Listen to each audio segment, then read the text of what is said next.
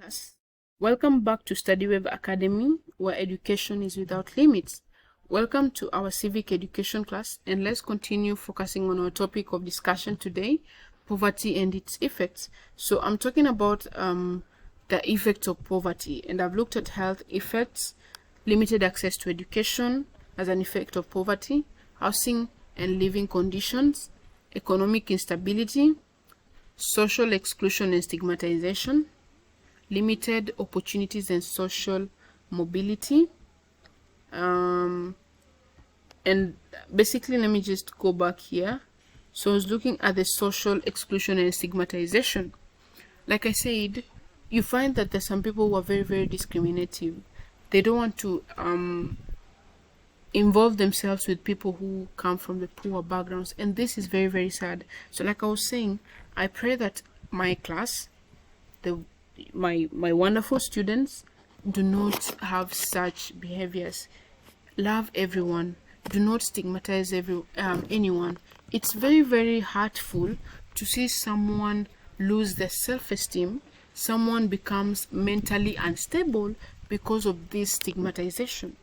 They can't even feel free to interact with people because they feel someone will judge them because of their background. So avoid stigmatization. So poverty can lead to such stigmatizations where individuals experience stigmatization based on where they come from. Even some jobs, they won't show it directly, but you see that people who work there are from a certain living standard. So that is again a way of stigmatization. So just avoid certain acts. They're not good. Just be inclusive. Love everyone. Be diverse. That's what life is all about. Okay. Another effect of poverty is limited opportunities and social mobility. Poverty restricts opportunities for personal and professional growth. Without access to resources, networking, or education, individuals from impoverished backgrounds find it challenging to break free from the cycle of poverty. Like I said, you find that there are some opportunities that favor people with income. Okay, there's some opportunities that favor certain people and leave out other people. Okay, so you find that if you are in this stage of poverty or this cycle of poverty, it will be very, very hard for you to break free from it because of these limited opportunities for certain people. So you find that some opportunities poverty restricts opportunities for personal and professional growth. So because you're from a certain background, you cannot access some certain even education because you can't pay for it. You can't even look at some hotels and some restaurants. We have even what we call the 5-star, the 2-star, the 3-star hotels. Okay, why is this? It's because they are divided in classes. So the rich people, the wealthy people, they have these specific hotels that they go to, the 5 stars. Okay, then the people with they have average income or just some little income that can sustain them, they have a specific hotels they can eat from. Then the poor people also have specific hotels they can eat from. So it will be very, very hard for a person who is poor to be able to afford the meal from a certain hotel because of how they are structured. Okay, so this is also it's showing you how poverty restricts some opportunities for personal and economic growth. Okay, it's very, very visible now today. It's divided into classes. So there's these things that rich people can do and other things that the poor people can do. So I've just given you an example of the hotels. There are specific hotels that they offer the same service. All of them cook food. Okay, all of them serve you food, but you find that they do their things different. So from their service, from the meals they offer, they're very, very different, very, very expensive. So you find that this is also one way to see these opportunities from. Okay, so poverty can also restrict you from reaching some limits. Don't forget about that. Another effect is increased crime rates.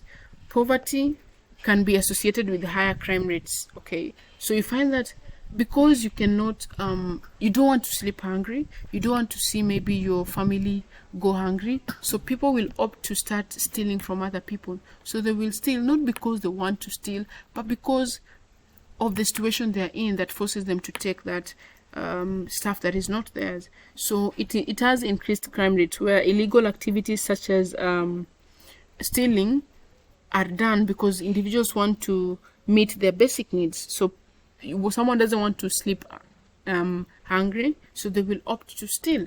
So there is increased crime rates as an effect of poverty. Another effect is family and community impact. Poverty can strain family relationships and create tension within communities. The stress of financial hardship can lead to conflict and affect the overall well-being of families. You find that the community even has the way they look at different families. So they will say maybe this family is just the rich or the wealthy people, this one is for poor people. So there's that tension within communities, okay? So with how they view people according to their economic or financial stature, okay? So even this can lead to that tension where poverty can strain family relationships, okay? You find that some specific family members, maybe your aunties, they are very, very rich. So you find that even the relationship between the relatives from the same family, it's a strained one because of their different backgrounds, their financial backgrounds or their economic backgrounds.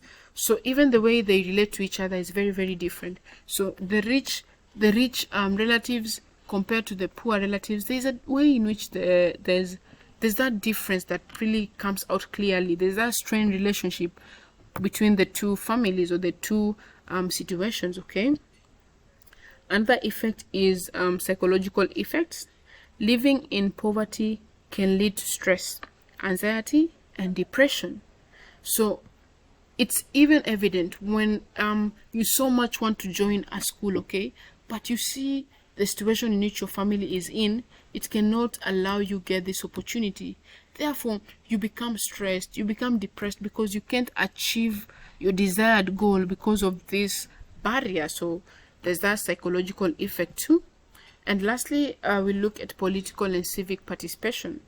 Poverty can limit the ability of individuals to engage in political and civic activities. You see, the people who even want to become presidents, most of them are people from the rich background, okay?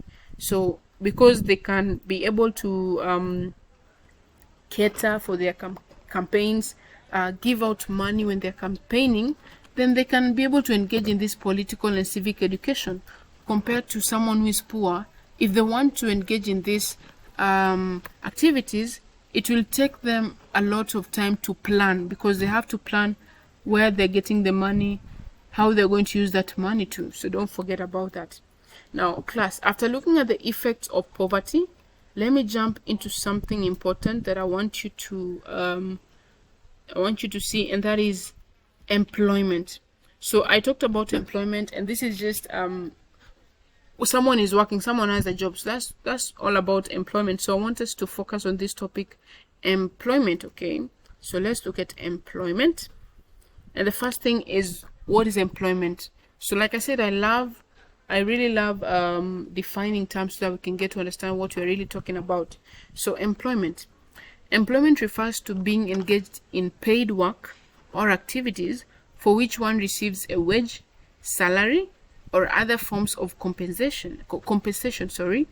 It involves a contractual relationship between an employee and an employer, where the employee provides labor, skills, or services in exchange for monetary compensation or other benefits. So this is a lot of wording here just for your understanding, but basically employment just refers to being engaged in a paid work or activity. So you're working to be paid, or you're doing certain activities so you can be paid. And this payment can come in different forms. So it can be a wage where maybe you're paid daily or weekly. It can be a salary where you're paid monthly, or even other forms, okay? So there are other forms of payments, okay? So don't worry about that. So just employment is where you're being paid for what you do, okay? So you're working. So that's what we call employment. Now, what is the importance of employment? Let's look at the importance of employment. Why should we seek employment? What will it help us with? Okay, so let's look at the importance of employment. And the first importance is economic stability and growth. When I talked about causes of poverty, I talked about the first main point being unemployment and underemployment. Okay, so that was the first thing, and it's a main concept that leads to poverty. So now we're looking at employment, and again I will say one way to break the barrier, or one way to succeed, one way to move out of poverty is by getting employment. So the first importance of employment is economic stability and growth. Employment is crucial for economic stability and growth.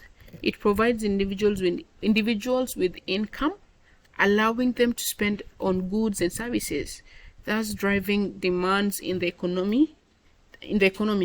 So this in turn supports economic growth and helps to maintain a stable income.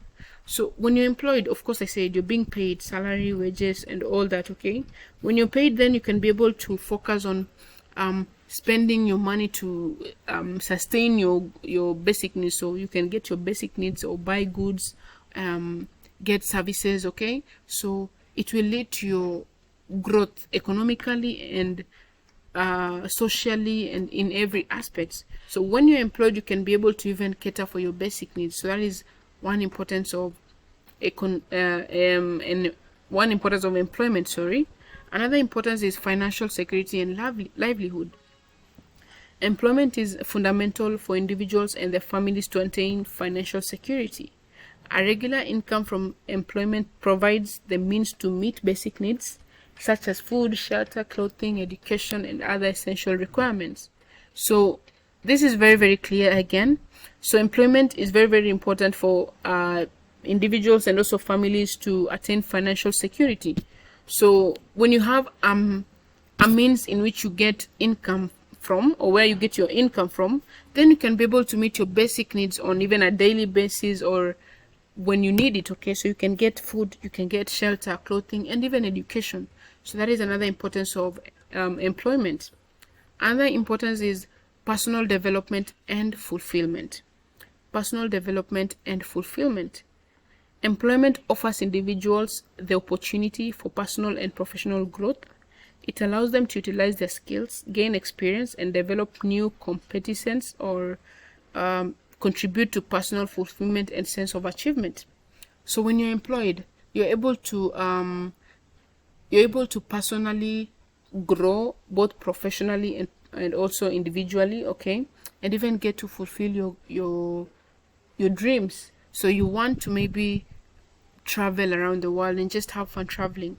You can do this without income. So when you're employed, you can get the opportunity to even you see there's some jobs that want people to travel, so that some jobs that will make you travel to different countries, and this is very it's a good thing to travel. Okay, and it builds your personal growth and also your professional growth. Okay, so that can only happen through employment. It contributes to your fulfillment and a sense and where you can achieve your dreams and your goals. Okay, another importance is social inclusion, where employment fosters social inclusion by giving people a sense of belonging.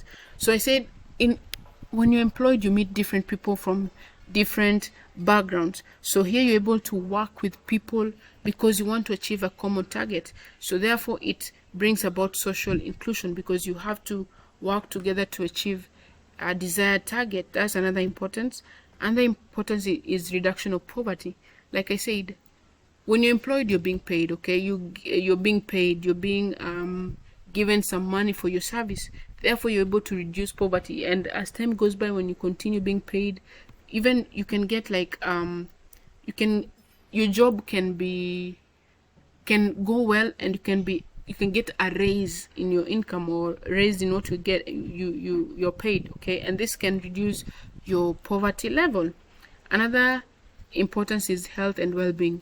When you're employed, then you can be able to get a better health outcome because you can be able to cater for your medication. Okay, you're getting money, you're being paid, so you can support your mental well-being and even reduce stress because